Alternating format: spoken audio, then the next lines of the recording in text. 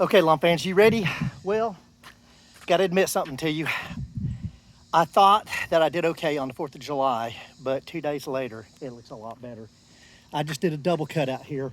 Normally this time of year, I do a reset on the lawn to get the flag stripes out of it.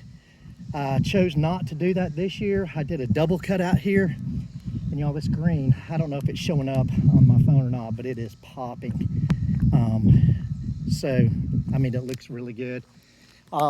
It's about 2 in the afternoon, so I'm gonna go from a different angle here and let you see. If you cut grass and you like stripes, you know, with the sun effect and shading and all that good stuff has something to do with how you see the color of the grass. But it looks pretty good. So what do I plan on doing from this point on? I'll put out another fertilizer here in about 2 weeks.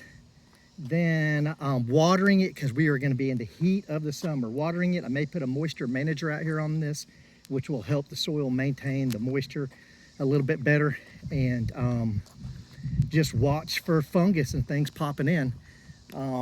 Really, the 4th of July was my peak day, so now I kind of put it in cruise control and let the lawn take care of itself. Over here on the putting green, chipping green, whatever you want to call it, I have raised the height of cut on this because I was cutting into the crown of the grass. So it needs a chance to grow up, get some length on it to look decent. There's some spots that look good, and those are lower level than the rest of it. So I was just scalping the tops of the crowns off of this.